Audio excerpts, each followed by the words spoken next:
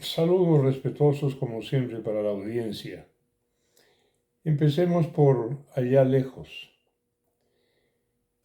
Como acá vivimos de espaldas al mundo, nunca nos enteramos de nada más allá del Carchi y más al sur de Macará. El Ecuador es un país lindo, hermoso, lo amamos, lo queremos, lo quisiéramos de otra forma, que sea de otra manera, pero sigue siendo un país aquejado de provincianismo, de aldeanismo. Es un país de visión endógena. Nunca vemos más allá de las narices. ¿Por qué digo esto? Porque si nos asistiera ese conocimiento, sabríamos que Europa nunca más en su vida permitirá la instalación del comunismo. Porque lo sufrieron, pues. Porque ese régimen soviético fue, disculpen el término, brusco, un asco, una porquería, y se acabó por suicidio, por autoextinción. Ellos mismos, los comunistas, los soviéticos, se metieron un tiro en la cabeza con Gorbachev, Boris Yeltsin y todos los demás. Hoy tienen un dictador capitalista, ¿no? Abusivo, resabiado, ignorantón, el pesquisa Putin, pero no son comunistas. Lo mismo pasó con Alemania Oriental. Estos alemanes orientales, de entre todos los satélites soviéticos, que eran Polonia, Checoslovaquia, Hungría, Albania, Yugoslavia inclusive, y todos esos países del Pacto de Varsovia, como se llamaban, de todos esos, los alemanes orientales tan disciplinados, tan ordenados, tan obsesivos, eran, respecto de Moscú, disculpen la palabra, los más pendejos, los más obedientes, los más recalcitrantes, hasta que también se suicidaron, tumbando esa vergüenza histórica del muro de Berlín. Bueno, este fracaso y este disparate, porque quien habla se ha pasado 25 años de su vida estudiando el disparate marxista, y publicó un libro sobre esto de 700 páginas, El Doctor Infierno y sus demonios, y una segunda parte, Los rufianes del gran poder, en donde se describe a Correa y su hueste de delincuentes. Pero bueno, aquí en el Ecuador, en América Latina, y en el Ecuador también, han venido a recalar con este absurdo, este disparate ideológico, este esoterismo, porque el marxismo tiene mucho de esotérico,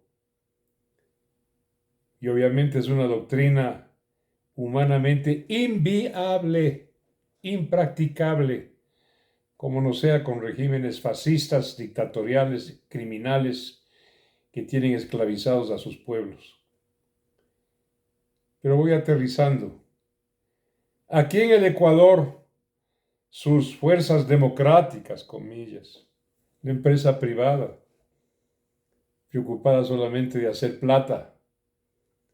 Déjenme contarles una anécdota. Conocí y conozco a banqueros que se irritan cuando les he dicho que siendo banqueros son la derecha económica del país, pues. Uno de ellos me dijo que le estoy ofendiendo. Se creía de centro izquierda. Banquero. Mejor para reírse. Pero esa empresa privada, esta sociedad, su sistema liberal, ha permitido por décadas, 70 u 80 años, de una inculcación marxista, marxistoide en su sistema educativo. Y como es una utopía, inviable por tanto, pero es encantadora, pues. Los chicos, los jóvenes caen encandilados. Yo mismo tuve que hacer esfuerzos para no caer en la telaraña del engaño y de la entelequia, de un paraíso imposible. Pero eso exige un esfuerzo intelectual, pues de crítica. El hecho es que Chile, México, Nicaragua, Venezuela, Argentina, el Perú, ahora Colombia, tienen el mismo cáncer, la misma lepra socialista inculcada desde temprana edad. Entonces eso es como un tatuaje difícil de extirpar, como un callo difícil de limar, y si se lima vuelve a crecer. Por eso eligen disculpen, ¿por qué no? Porque además es este viejo idiota de Andrés Manuel López Obrador, o al tirano ignorantón de Nicaragua, Daniel Ortega, o han soportado casi 70 años a los farsantes Castro Ruz, y ahora este mamarracho de Chile, de apellido Boric o Boric, y los Kirchner, por esto. Tener que aguantarse el bodrio socialista inculcado desde temprana edad. Hasta los curas, desde los púlpitos, predican este contrasentido histórico, porque va contra la historia, va contra la lógica. Y han penetrado nuestra fuerza pública, nuestras fuerzas armadas, nuestra policía. Y quiero llegar a un punto crucial en esto. Hoy tenemos a personas como quien habla, que golpean no las puertas de los cuarteles, estoy golpeando la puerta de la historia para recordar a ustedes que la independencia de España nos vino por acciones militares.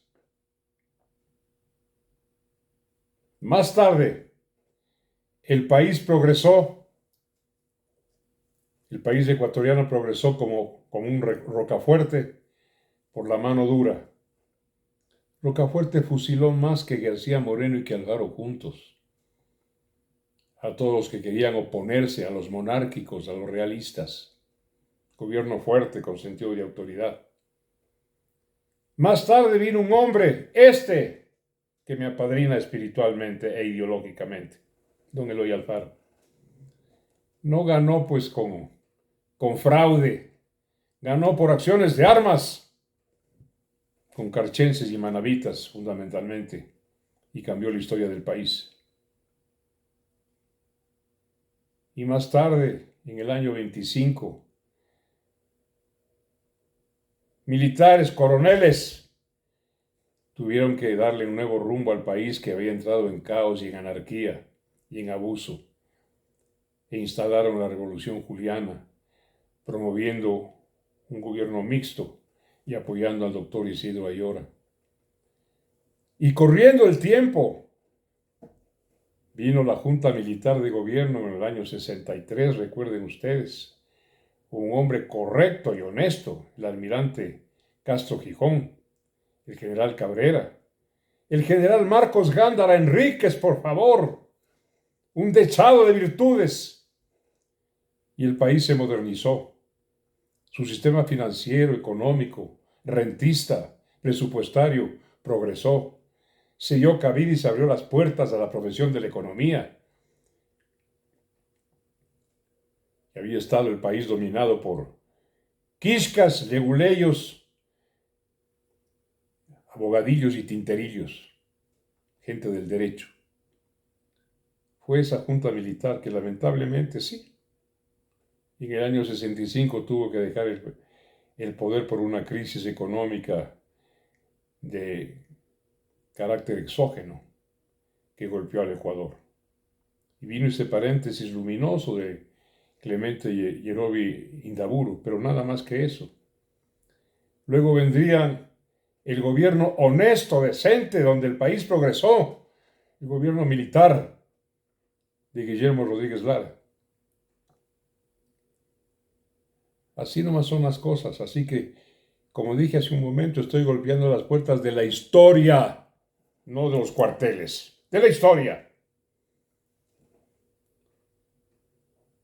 Cuando pido y clamo que estas elecciones que vienen van a ser otra vez y por enésima ocasión un colosal fraude, como todos los fraudes instalados a partir del año 2010 en el Ecuador. Fraude tras fraude y tras fraude. Elección y reelección y reelección. Si nos damos al traste con ese Consejo Nacional Electoral de la señora Atamaín, el señor Cabrera, el señor Acero, el señor Pita, la señora Nájera, y su nuevo Bolimos,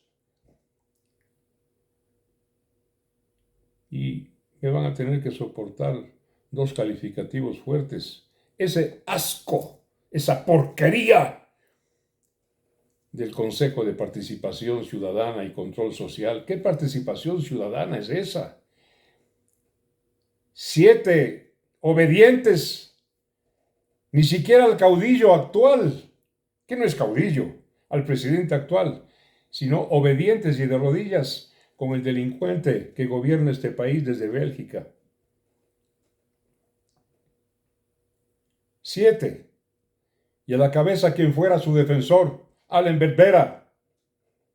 Allí hay 3 correístas y 2 socialcristianos en ese consejo, que ahora quieren destituir a la fiscal, porque Correa quiere regresar y no puede, ni constitucional, ni legal, ni penalmente puede, porque su condena por sobornos pasó ya en autoridad de cosa juzgada, ¿sí? Causó ejecutoria y no puede apelar. Ningún juececillo mente ratonil, ceboso y grajiento puede permitirse aceptar una apelación a la sentencia contra Correa, so pena de ser destituido por el Consejo de la Judicatura. Así que está perdiendo el tiempo por la vía legal y constitucional o penal o de las apelaciones Correa, perdiendo el tiempo. Pero aterrizo en idea fundamental. ¿Cómo le pedimos a nuestras Fuerzas Armadas, fuerzas de tierra, del aire, fuerzas navales, Policía Nacional inclusive, que actúen, que conversen ahora que pueden votar, porque hoy son más ciudadanos y más políticos que nunca? Ya pueden votar y tienen el derecho y la obligación de no dejarse engañar por el fraude. ¿Cómo pedirles, si está funcionando todavía una entidad creada por Correa para amputar a las Fuerzas Armadas, para dejarlas parapléjicas, esa Comisión de la Verdad, que actúa en la Fiscalía y ahora bajo una doctora Moncayo, la Comisión de la Verdad? Pero ya dijeron hace un par de meses en el gobierno de Lazo, si es que son castigados ustedes militares o ustedes policías por reprimir al pueblo, tendrán una celda aparte, no con los delincuentes comunes. ¿Cómo les pedimos a los de la Fuerza Naval, la Fuerza Aérea, la Fuerza Terrestre, que ejerzan su derecho a ser ecuatorianos y se opongan a tanta infamia, tanta indignidad, tanto saqueo, tanta inmoralidad, tanta corrupción, si tenemos esa Comisión de la Verdad intocada?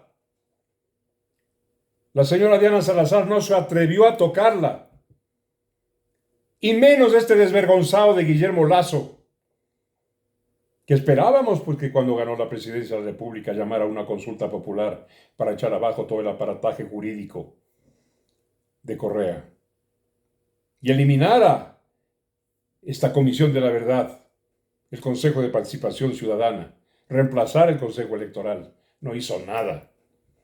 ¿Y por qué no hizo? Ya lo sabemos, pues, porque Lasso llegó por fraude. Por fraude ganaron la segunda vuelta Arauz y Yacu Pérez, por fraude.